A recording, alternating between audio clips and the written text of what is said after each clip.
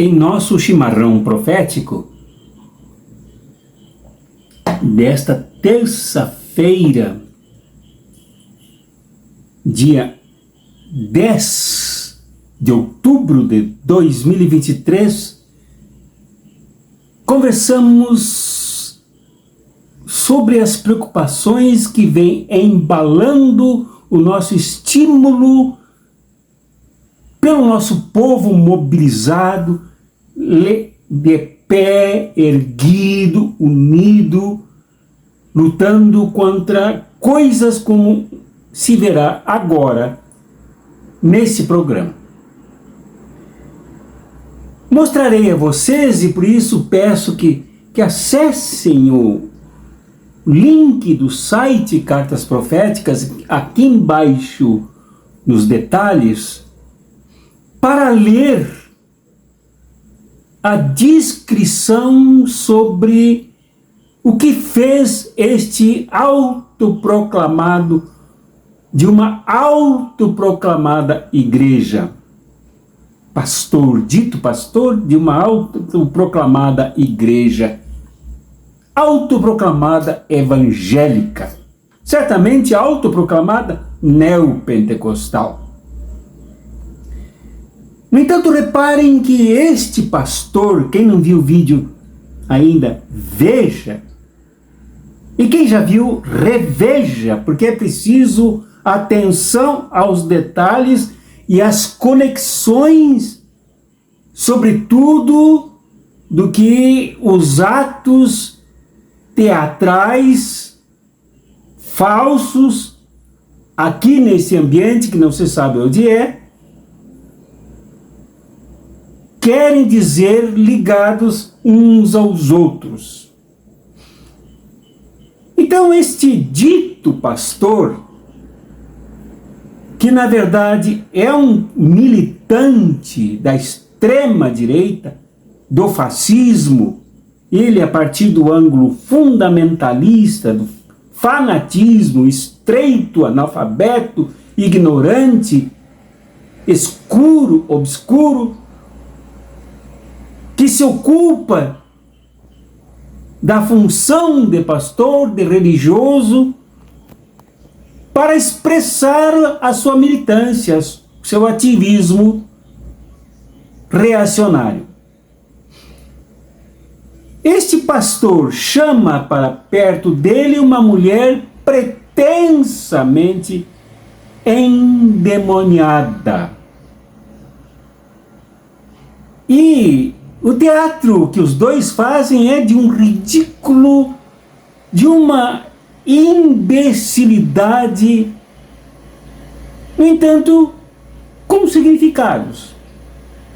Eu digo teatro porque ali não tem demônio nenhum, há uma mulher que se sacode, qualquer pessoa pode se sacudir, basta se dispor a isso, e que puxa os cabelos para frente, esconde o rosto, principalmente da câmera, assim como o dito e autoproclamado pastor também esconde o rosto, porque esse tipo de gente, na verdade, não tem rosto. O rosto deles é o do fascismo, é o do mal, é o da agressão, é o dos abusos, é o do ódio. Então, não tem importância que ele tente esconder o rosto num vídeo gravado com um celular de pé na produção de um vídeo com áudio verticalmente. Ali a mulher se transveste de demônio, fala, grune, e o que ele pergunta para ela já é parte de um texto induzido, ensaiado, evidentemente, de um diálogo tipicamente de um teatro ruim, de um teatro de péssima qualidade, com dois atores ruins. Ele pergunta para ela qual o demônio que está no presidente Lula. No primeiro momento, ele pergunta se referindo ao chefe do Estado brasileiro como presidente. ela treme e diz, tal, com os cabelos caídos, quem é o demônio?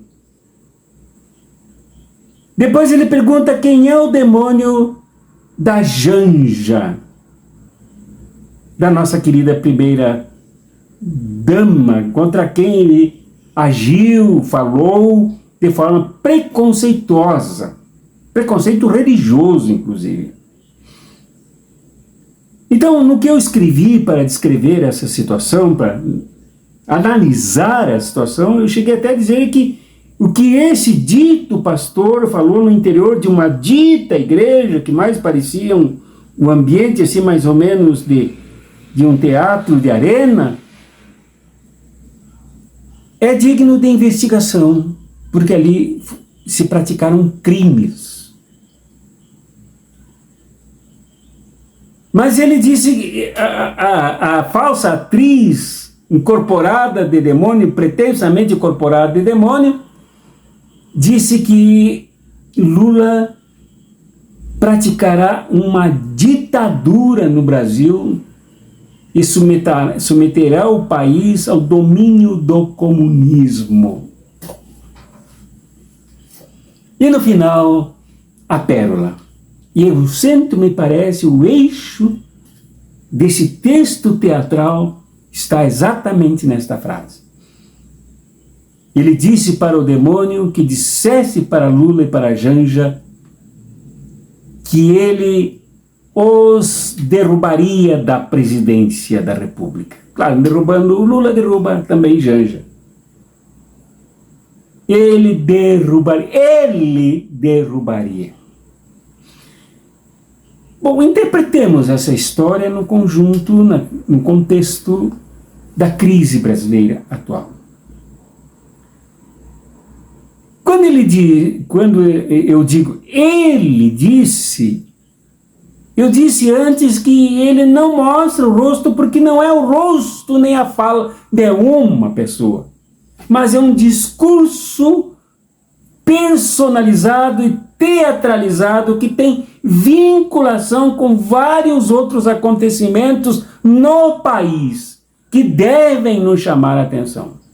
Um deles, o uso abusivo das igrejas que se descaracterizaram do cristianismo, que se despojaram da fé em Jesus de Nazaré.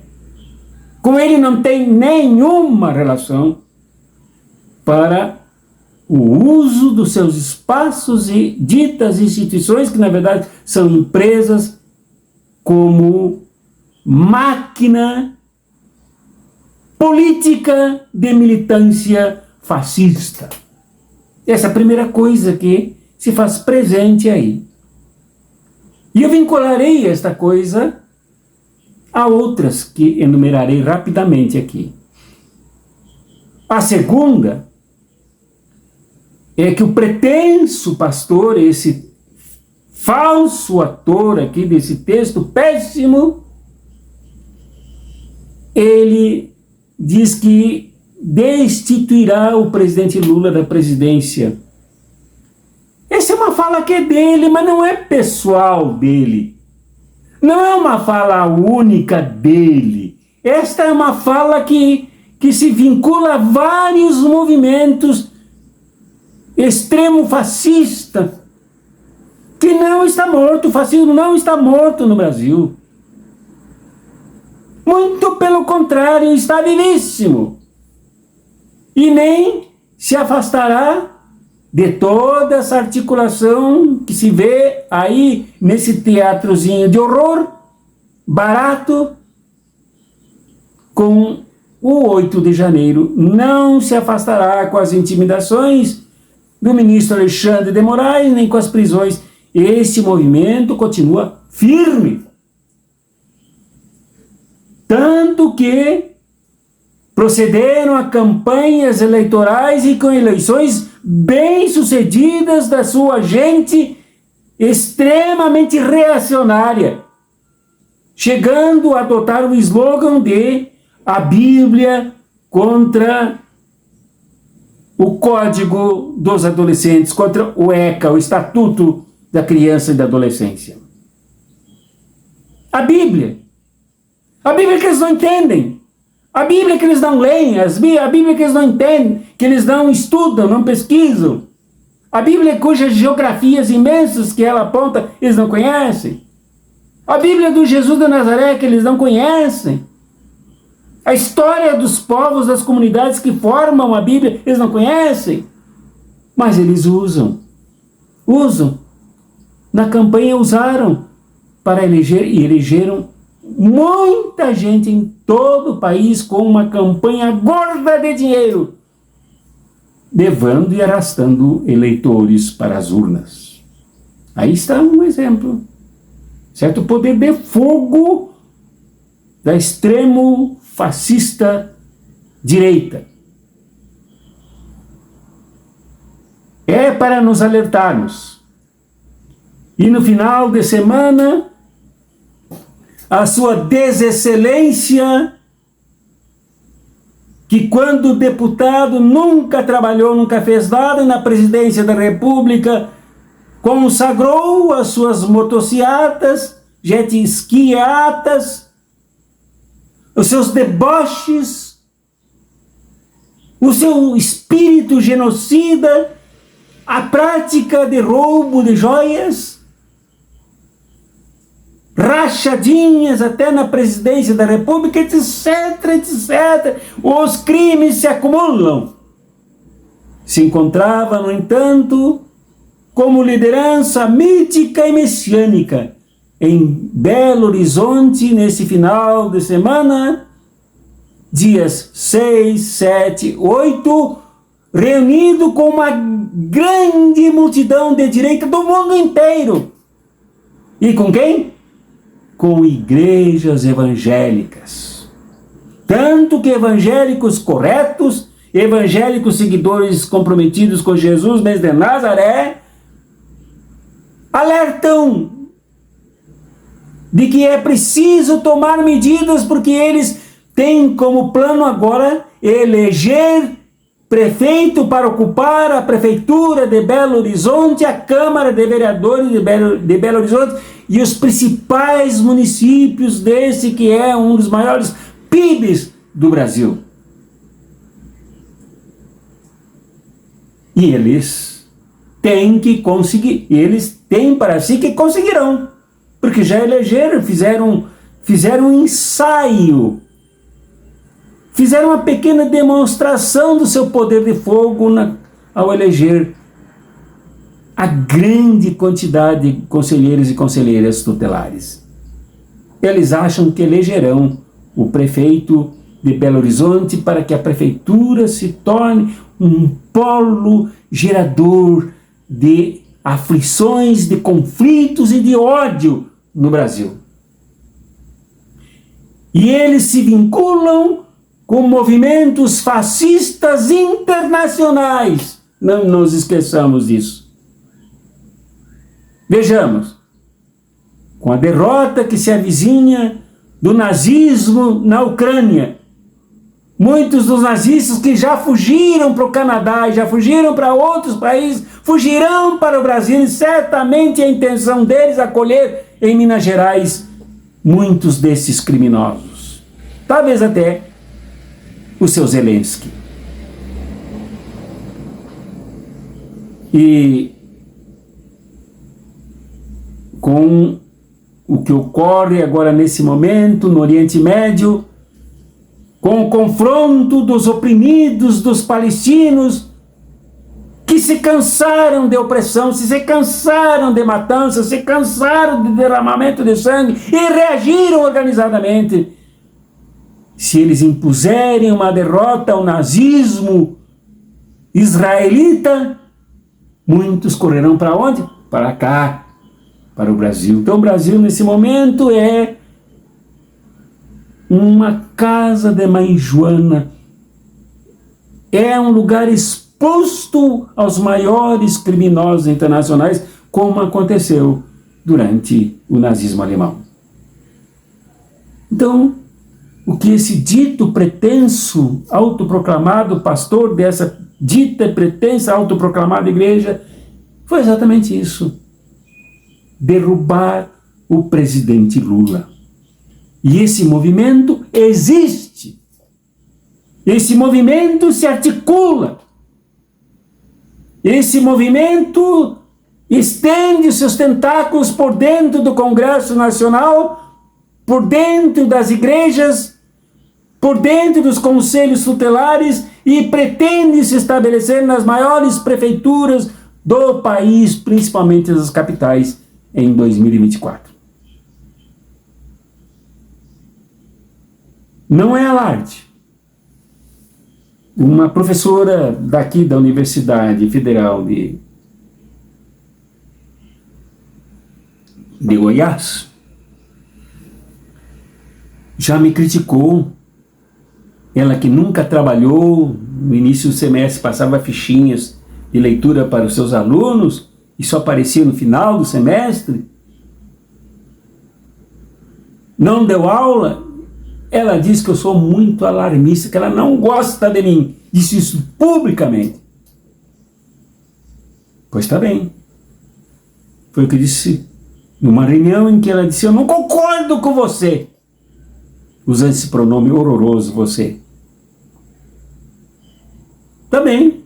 A senhora não concorda em nada? Não. Então tá bem. Não precisamos concordar em nada.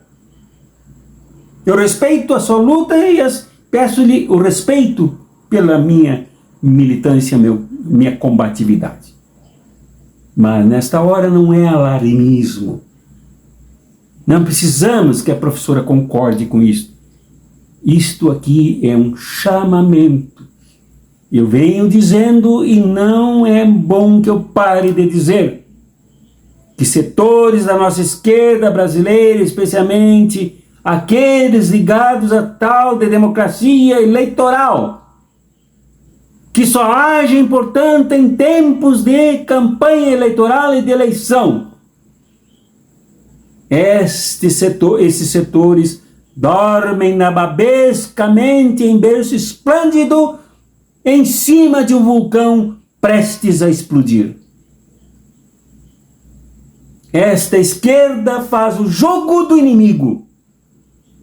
Esta esquerda, ao dormir e ao fazer política ao redor de mesas de chope somente, faz o jogo do inimigo. Não mobiliza ninguém.